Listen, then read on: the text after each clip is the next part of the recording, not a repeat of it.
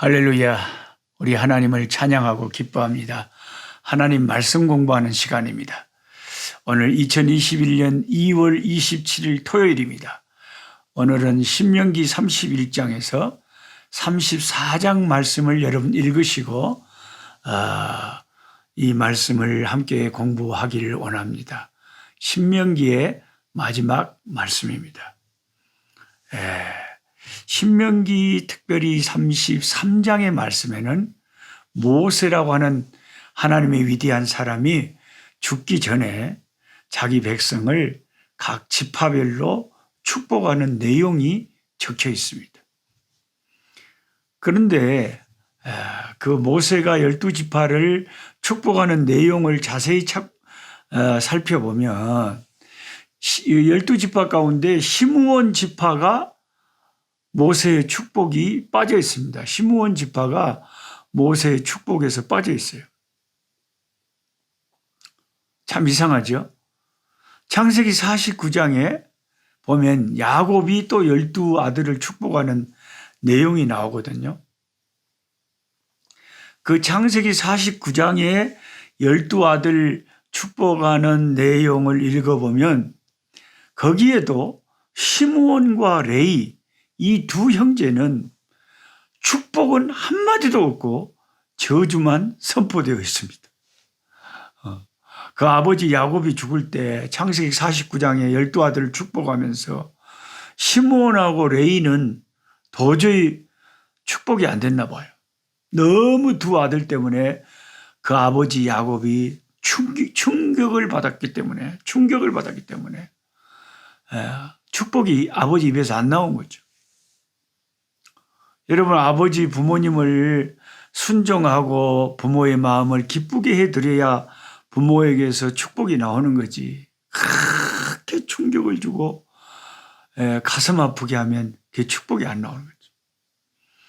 창세기 34장에 그 기록되어 있는 세겜성에서 남자들을 대학살한 그 사건에 그 시므온과 레위가 연루되어 있기 때문에 그 아버지가 축복을 안 한 거죠. 그 시므온과 레위 두 형제는 자기들의 여동생인 디나가 그 세겜성 추장 아들에게 강간당한 것이 그것을 이제 너무 화가 나서 앙심을 품고 그들을 그 세겜성 사람들을 속여서 억지로 할례를 받게 해가지고 그 남자들이 움직이기 힘들 때 기습해서 칼로 잔혹하게 그 세겜선 남자들과 함께 그 사람들을 다 몰살해버린 것입니다. 이 사건이 얼마나 아버지 야곱에게 충격이 되고 위협이 되었던지 그는 죽기 전에 마지막 축복의 시간에도 두 아들에게는 축복을 하지 않았다는 것입니다. 마음을 닫아버린 거죠. 그래서 창세기 49장 5절에서 7절을 읽어보면 이렇게 기록되어 있어요. 시므온과 레위는 형제요. 그들의 칼은 폭력의 도구로다. 내 호나 그들의 모의에 상관하지 말지어다. 내 영광아 그들의 집회에 참여하지 말지어다. 그들이 그 세겜성 치는 그런 모략 꾸미고 속이는 그런 것에 동참하지 말라는 거죠. 그들이 그들의 분노대로 사람을 죽이고 그들의 혈기대로 소의 발목 힘줄을 끊었음이로다. 그 노여움이 혹독하니 저주를 받을 것이요 분기가 맹렬하니 저주를 받을 것입니다. 내가 그들을 야곱 중에서 나누며 이스라엘 중에서 흩으리로다. 시므온 지파하고 레위 지파는 이렇게 축복을 못 받았어요. 참 안타까운 일이죠. 그러면 이렇게 창세기 49장까지는 시므온과 레위 두 형제가 똑같이 야곱에게 저주를 받았는데 오늘 본문의 신명기 33장의 모세의 축복에는 시므온은 축복의 언급이 없지만 레위는 많은 축복을 받고 있거든요. 모세에게. 레위는 제사장이 되어 주의 법도를 이스라엘 백성들에게 가르치며 주님 앞에 분향을 드리고 번제를 드리는 일을 감당하게 된다 하고 모세가 축복하고 있습니다. 왜 시므온과 레위가 출발은 나빴는데 끝허리에 가니까 결과가 이렇게 다른 상황이 되었을까요? 그것은 모세가 레위를 향한 축복의 말씀 중에 다음과 같은 성경 구절이 그 단서, 그 이유를 제공해 그 이유의 단서를 제공하는 거죠. 신명기 33장 9절입니다. 함께 여러분 성경을 펼치고 계시면 함께 성경을 한번 소리내서 읽었으면 좋겠습니다. 신명기 34장 9절 그는 부모에게 대하여 이르기를 내가 그들을 보지 못하였다 하며 그의 형제들을 인정하지 아니하며 그의 자녀를 알지 아니한 것은 주의 말씀을 준행하고 주의 언약을 지킴으로 말미암음이로다. 아멘. 어지간한 성경을 읽는 독자들은 이 구절을 읽을 때 이렇게 성경 교사가 설명을 안 해주면 이게 도대체 무슨 뜻인가 하고 굉장히 의아해할 겁니다. 부모와 형제, 자녀들을 외면했는데 그 외면한 이유가 주의 말씀을 준행하고 주의 언약을 지키기 위해서였다. 이게 무슨 말입니까? 아니 자기 부모와 형제와 자녀들까지 외면을 해버리는데 그 이유가 하나님 말씀을 준행하기 위해서 그랬다고요? 아니 하나님 말씀이 형제 자매들 가족들에게 잘해라고 그러지 외면하라고 하는 게 아닌데 이상하지 않습니까? 단서는 출애굽기 32장에 해답이 있어요. 출애굽기 32장을 기억하신 독자들은 그 말을 하고 있구나 하고 고개를 끄덕이게 될 것입니다. 출애굽기 32장에 금송아지 우상 사건이 나오죠. 모세가 하나님께 십계명을 받아들고 비장한 마음으로 백성에게 내려와 보니 그들은 아론을 앞세워 우상 금송아지를 만들어가지고 그 송아지 신이 우리를 애굽에서 인도에 냈다고 막 소리를 치고 춤을 추고 막 잔치를 벌이고 광란에 빠져 있었어. 크게 노한 모세가 십계명의 두 돌판을 던져서 깨버리고 그 금송아지 이리 가져와 그래가지고 그 금송아지 우상을 깨부셔가지고 가루로 만들어가지고 이스라엘 백성들에게 그걸 마시라 그러죠. 이게 무슨 신이냐? 예? 누구든지 여호와께 그러면서 모세가 누구든지 여호와께 속한 자는 나에게 나오라. 그때 모세 앞에 나온 사람들이 바로 레위 지파 자손들이었습니다. 출애굽기 32장 26절에 그렇게 적혀 있습니다. 모세가 누구를 그때 사실 나오라고 한 거였냐면 이제 이 우상숭배, 금송아지 우상숭배에 극렬하게 가담한 백성들 죽여야 되고 심판을 해야 되는데 그 일을 할 사람을 모세가 앞으로 나오라 그런 겁니다. 그때 그 일을 하기 위해서 나온 사람들이 바로 레위 자손들이었다. 출애굽기 32장 26절에 적혀 있습니다. 모세는 자기 앞에 나온 레위 자손들에게 칼을 쥐어주면서 이스라엘 진중으로 돌아다니면서 금송아지 우상 숭배에 적극적으로 가담한 자들을 찾아내서 엄벌에 처단하고 다 죽이라 그랬습니다. 그래갖고 명을 받은 레위 자손들이 자기 부모가 살려달라 그럴 거 아닙니까? 부모가 우상 숭배에 가담했어요. 그런데 부모가 빌어도 그 부모를 죽였다는 거예요. 우상 숭배에 가담했어요. 형제가 살려달라고 빌어도 형제라도 죽였다는 거죠. 심지어 자녀들이 아버지 살려주세요 해도 우상 숭배에 자기 자식이 가담했다면 레위 사람들은 가차없이 그들을 처단하고 말았습니다.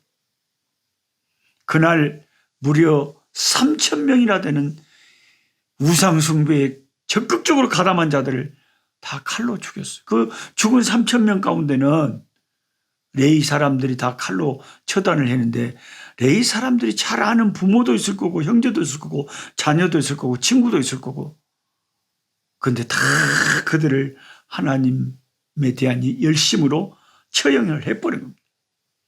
그래서 비로소 하나님의 진노가 가라앉았죠. 주의 말씀대로 준행하고 주님의 언약을 지키려는 그들의 열심이 그들을 그렇게 하도록 만든 겁니다. 이 출애굽기 32장을 꼭 읽어보시면 모세가 축복할 때 그것을 언급하고 있구나 하는 것을, 그 대목을 언급하고 있다는 것을 알게 될 것입니다.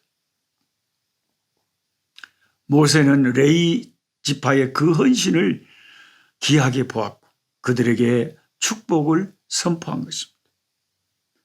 원래는 창세기 49장까지는 성질 급하고 무자비한 레위였지만 결정적인 금송아지 우상 숭배 사건 때 하나님 마음에 쏙 드는 헌신을 해서 개과천선을 한 겁니다.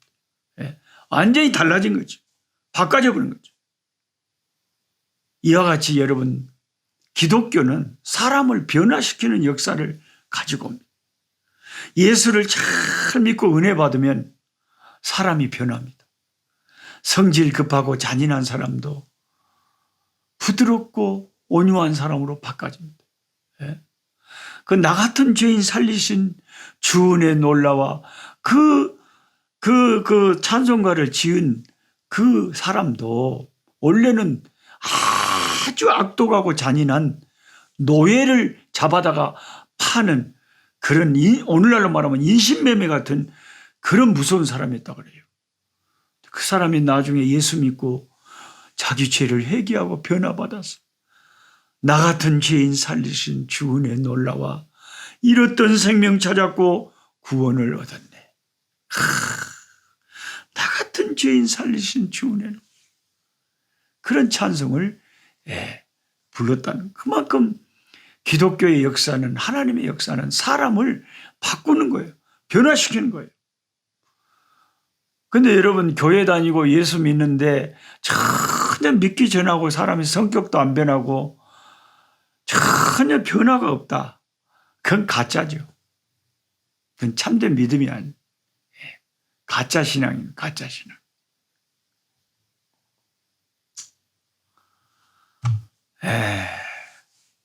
그 영어로는 플라스틱 크리스찬이다. 플라스틱 크리스찬. 이런 꽃도 생화가 있고, 이건 진짜 생화거든요. 이건 진짜 제가 구입한, 진짜 돈 주고 구입한 진짜 장미꽃이에요. 하얀 장미꽃, 노란 장미꽃. 이거 우리 집에서 키우는 다육이. 이건 진짜 다 조화가 아니고 플라스틱이 아니고 진짜라니까요. 꽃도 진짜 생화가 있고 플라스틱 플라워가 있어요. 크리스찬도 마찬가지예요. 교회 안에도 진짜 리얼 본 어게인 크리스찬이 있고 진짜로 거듭난 그리스도인이 있고, 완전히 가짜 나이롱 신자, 나이롱 신자, 가짜 신자들이 섞여 있습니다. 어떻게 참 신자인지 나이롱 신자인지 분간하느냐? 그것은 그 사람의 변화, 삶의 열매를 보면 그 나무를 안다고 예수님 말씀하셨죠. 기독교는 필연적으로 그 사람에게 변화를 가져옵니다.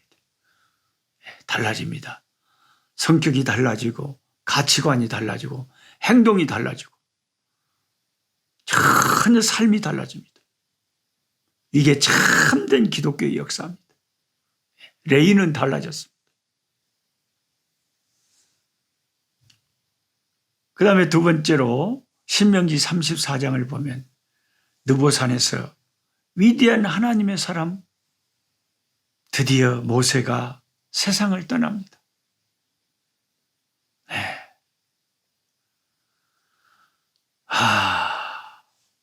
저는 이 모세가 죽는 이 신명기 34장의 말씀을 참 이렇게 읽으면서 모세는 정말 위대하다. 모세는 정말 멋있다. 왜? 마지막을 너무나 깨끗하게 장식을 해버립니다. 예. 오늘날 한국 교회, 대형 교회 중에서 세습한 교회가 많잖아요. 예.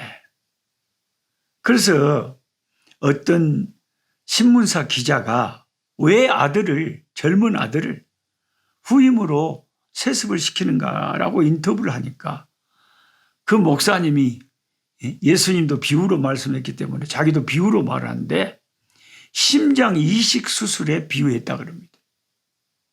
심장 이식 수술을 할 때 자기 조직과 자기 몸의 조직과 또 그 심장 이식하는 그 심장의 조직과 피가 맞아야 거부 반응이 일어나지 않은 것처럼 내 자식을 이렇게 물려주면은 심장 이식처럼 거부 반응이 안 일어나는데 함부로 잘못된 다른 목사님 잘못 모셔놨다가는 교회에 큰 문제가 일어난다 이거죠. 그 기사를 그 신문 기사를 읽고 분노한 김동호 목사님께서 글을 써놓으셨는데 제가 그 글을 읽고 참 많이 고개를 끄덕였습니다. 뭐라고 하시냐면 도대체 그 교회의 심장은 누구의 심장인가? 예수의 심장인가? 아니면 그 교회 원로 목사인 김아무개 목사의 심장인가? 도대체 그 교회에 흐르는 피는 그리스도 예수의 피인가? 아니면 김아무개 목사 그 인간의 피인가? 그리스도의 심장이 뛰고 그리스도의 피가 흐르는 교회라면 그리스도의 심장과 피를 가진 어떤 후임 목사가 와서 목회를 해도 거부 반응이 없는 교회가 정상적인 교회 아닌가? 도대체 그 교회 주인은 하나님이신가? 김아무개 목사인가? 이렇게 정말 분노하셔서 김동호 목사님이 묻는 글을 읽어봤습니다. 참 공감이 가는 글이었습니다.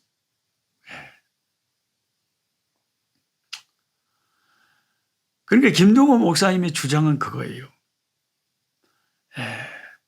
약속을 지키지 않고 은퇴도 안 하고 또 세습시키고 막 이렇게 무리를 일으키는 대형교회 목사님은 쉽게 말하면 자기가 가나안에 들어가 버린 모세와 같은 사람이래요. 가나안에 들어가 버렸대요. 느보산에서 죽지 않고 모세가. 그럼 어떻게 됩니까? 아들에게 교회를 물려주지 않으면 교회가 무너질 것 같은 그런 불안한 사람들은 가나안 땅에 들어가려는 모세와 같이 그렇게 생각이 든다는 거죠. 하나님은 모세에게 느보산으로 올라가서 죽으라고 하셨고 아브라함에게는 네 본토 친척 아비 집을 떠나라 하셨습니다. 그것이 하나님의 방법입니다. 모세가 느보산에서 죽으면 인간적인 생각에는 가나안 땅에서 이스라엘 백성들이 도저히 혼란에 빠질 것 같고 가나안을 못 정복할 것 같고 아브라함이 자기 본토 친척 집을 떠나가면 맥도 못 추고 유리방황하는 나그네처럼 살다가 그냥 별 볼 일 없이 죽을 것 같아 보이는 것이 우리 인간의 상식입니다. 믿음이 없는 눈에는 하나님의 이런 방법이 이해가 안 될 때가 있어요. 그런데 우리 인간이 이해가 되든 안 되든 언제나 하나님의 방법이 옳습니다. 모세가 가나안까지 들어가야만 하는 조직은 이미 죽은 조직입니다. 하나님이 계시지 않는 조직이죠. 이미 모세가 하나님을 대신하고 있는 조직이죠. 본토 친척 아비의 집을 등에 업고 일하려고 하는 사람은 하나님이 함께해 주시지 않습니다. 그와 같은 사람은 결코 복의 근원이 될 수가 없습니다. 모세는 느보산에 올라가서 죽으라는 하나님의 말씀에 순종하고 억울해하지도 않고 순종합니다.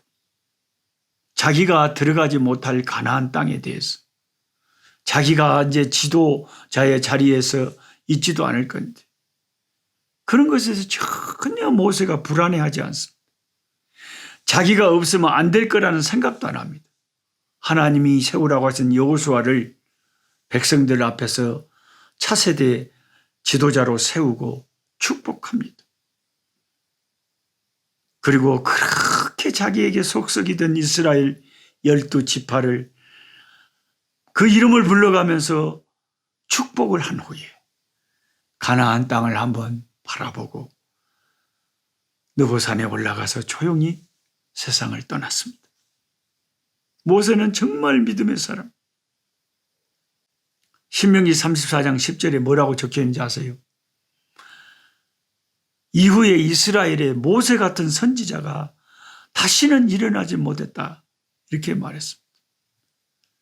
모세가 그렇게 위대한 것은 그의 생애를 120년간의 생애를 통해서 하나님 앞에 쓰임받은 그것 때문에도 위대하지만 마지막 죽음의 순간에 마지막 말년에 자기 고집을 피우지 않고 하나님 뜻에 순종했어요.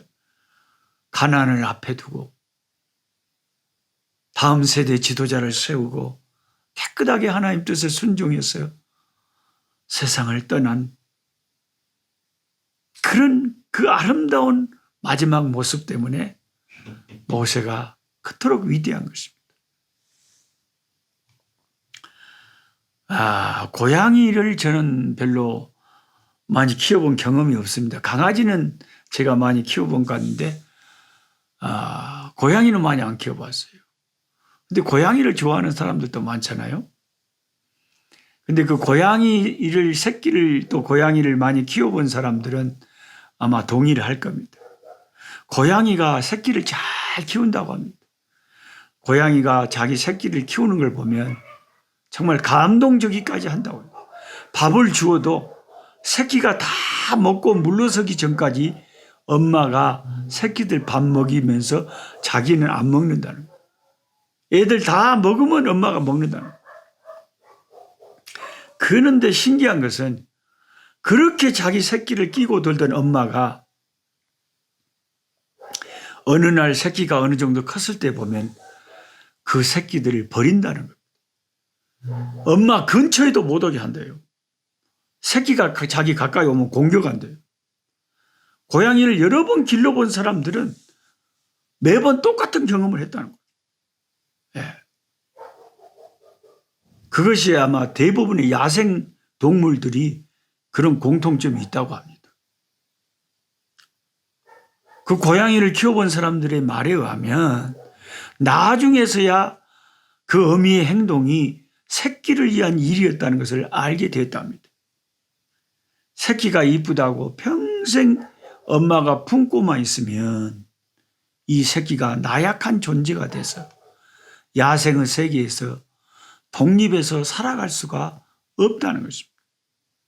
그래서 야생 동물들에게는 마마보이가 없대요.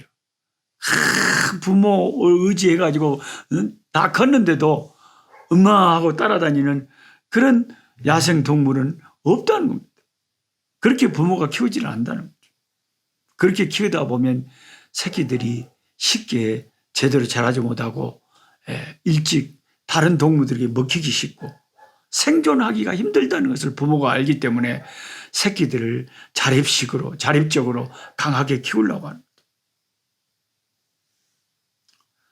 그런데 오늘날 많은 한국교회 교인들은 마마보이가 많대요. 그 교회를 일으켜 세운 모세 같은 목사님에게 꼭 매달려가지고 그 목사님이 없으면 교회가 안 될 것 같은 그런 불안감에 그 목사님을 하나님처럼 떠받들고 사는 마마보이들 너무 한국 교회 안에 많다는 거예요. 그러나 목사가 아무리 훌륭해봤자 목사는 인간이지 하나님이 아니죠. 예. 아무리 목사님이 훌륭해도 그 목사님이 없으면 그 교회가 흔들린다면 그런 교회는 건강한 교회가 아니라는 증거죠. 예. 그래서 참 건강한 교회는 교회의 목사님들이 죽도록 충성한 후에 스스로 자기를 부인하고 느보산으로 올라가 자기 교회와 교인들을 축복하고 자신의 후임을 축복하고 자신은 깨끗하게 사라지는 것. 예. 뒷일은 하나님이 다 책임지실 것을 믿고 하나님께 의지하고 맡기고 깨끗하게 자리를 비워주는 것. 제가 존경하는 어떤 목사님은 제가 정말 우러러보는 목사님이신데 목사님 개척하셔가지고 그 교회를 대형 교회로 세우셨습니다. 부산에서. 그리고 우리 목사님 조기 은퇴하시고 얼마든지 더 일하실 수 있는데 조기 은퇴하시고 후임에게 축복하고 물려주시고 자신은 또 가까이 있으면 교인들에게 또 교회에 누가 될까 봐서 어디 선교지로 가서 지낼 그런 국리를 하고 교회를 멀리 저희 떠나버린 그런 훌륭한 목사님도 저는 봤습니다. 참 훌륭한 목사님들 참 많이 계십니다. 제가 주변에서 이렇게 뵈면 존경스러운 목사님들 너무 많이 계십니다.